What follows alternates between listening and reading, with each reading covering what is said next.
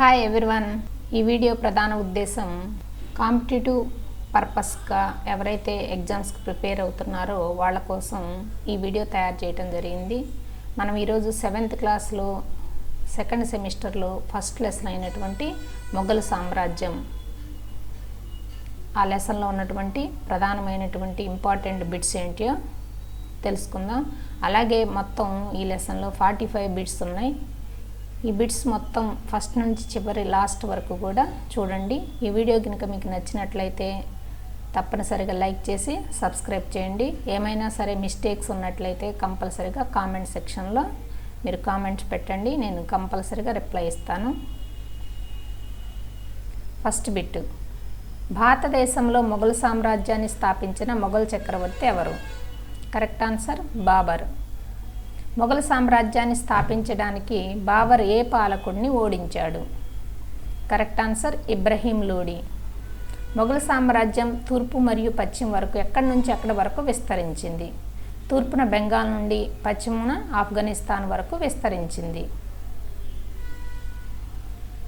Question number 4, Mughal అనే పదం ఎక్కడి నుండి వచ్చింది?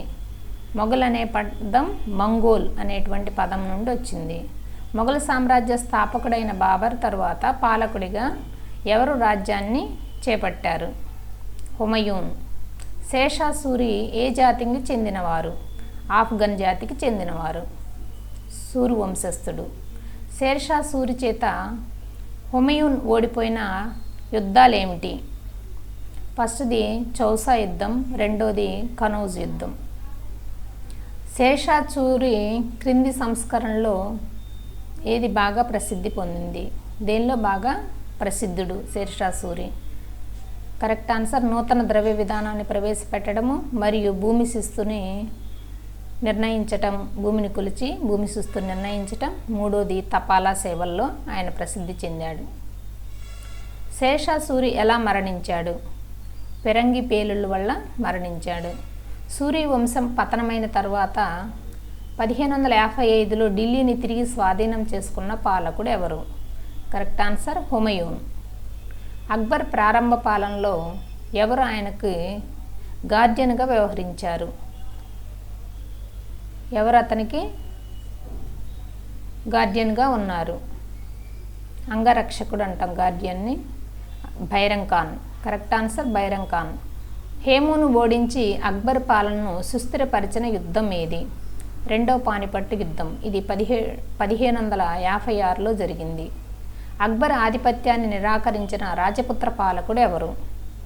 మహారాణా ప్రతాప్. తాజ్మహల్ నిర్మించిన మొఘల్ చక్రవర్తి ఎవరు? షాజహాన్.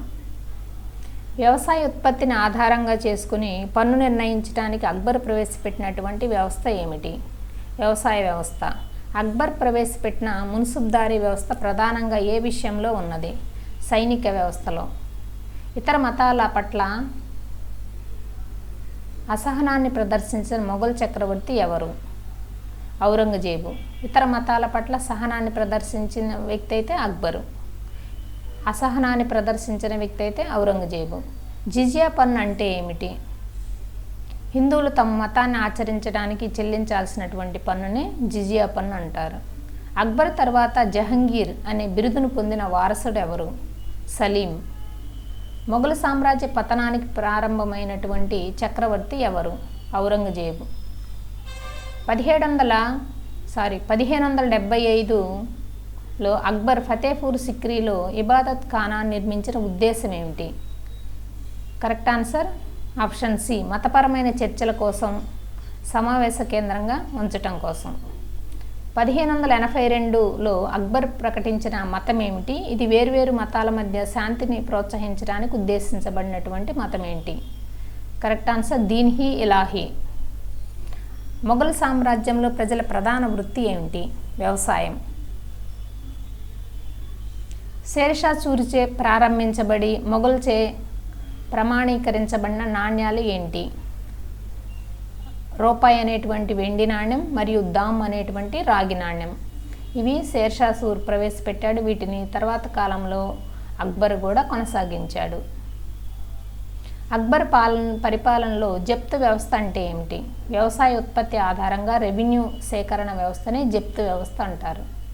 అక్బర్ చిత్తోరు మరియు రణతంబోర్పై తన సైనిక విజయాల తర్వాత ఏ నగరాన్ని స్థాపించాడు? ఫతేపూర్ సిక్రీ. అక్బర్ ఫతేపూర్ సిక్రీలో బులందర్ దర్వాజ్ ఎందుకు నిర్మించాడు? గుజరాత్పై విజయానికి గుర్తుగా నిర్మించాడు. ఢిల్లీలోని ఎర్రకోట నిర్మించిన మొఘల్ చక్రవర్తి ఎవరు? షాజహాన్. షాజహాన్ నిర్మించిన తాజ్మహల్ ప్రధానంగా ఏ కట్టడంగా ప్రసిద్ధి పొందింది? సమాధిగా ప్రసిద్ధి పొందింది. మొఘల్ వాస్తుశిల్పానికి అత్యున్నత ఉదాహరణగా పరిగణించబడే కట్టడం ఏది? తాజ్మహల్. తుజ్కీ జహంగీరీలో స్వీయ చరిత్ర రాసింది ఎవరు? తన స్వీయ చరిత్రను తనే రాసుకున్నాడు జహంగీర్. భగవద్గీత మరియు మహాభారతాన్ని పార్సీ భాషల్లోనికి అనువదించిన మొఘల్ వారసుడు ఎవరు? దారా షుకో. జహంగీర్ పరిపాలనలో ఏ కళారూపం అత్యున్నత స్థాయికి చేరుకుంది? Miniature painting. దీన్నే సూక్ష్మ చిత్రకళ అని కూడా అంటాం. అక్బర్ కోర్టులో గాత్రంతో అద్భుతాలను సృష్టించిన ప్రసిద్ధిగాంచినటువంటి సంగీత కళాకారుడు ఎవరు? తాన్సేన్. అక్బర్ ఎటువంటి సంగీత వాయిద్యం ప్రావీణ్యంతో వాయించేవాడు? నకారా లేక నగారా. మొఘల్ కాలంలో హిందూ గ్రంథాలని పార్సీ భాషలోనికి అనువదించిన వారు ఎవరు? దారా షుకో. ఎవరి విధానాలు మరియు చర్యల వల్ల మొఘల్ సామ్రాజ్యం క్షీణించింది? ఔరంగజేబు. మరాఠా రాజుగా శివాజీకున్న బిరుదు ఏంటిది? ఛత్రపతి. వ్యాఘ్రనక అంటే పులిపంజాను ఉపయోగించి అఫజల్ ఖాన్ను చంపినటువంటి వారు ఎవరు? Correct answer Shivaji. మొఘల్ సామ్రాజ్య విస్తరణను ప్రతిఘటించి స్వతంత్ర రాజ్యాన్ని స్థాపించిన మరాఠా నాయకుడు ఎవరు? శివాజీ. శివాజీ యొక్క అష్టప్రధాన మండలిలో ప్రధానమంత్రి ఎవరు? పేష్వా. శివాజీ పరిపాలనలో అంతర్గత ధార్మిక విషయాలను నిర్వహించే వ్యక్తి ఏ శీర్షిక కలిగి ఉన్నారు? పండితరావు. బహదూర్ షా II పరిపాలనలో మొఘల్ సామ్రాజ్యం పతనం చెందడానికి ప్రధాన కారణం ఏంటి?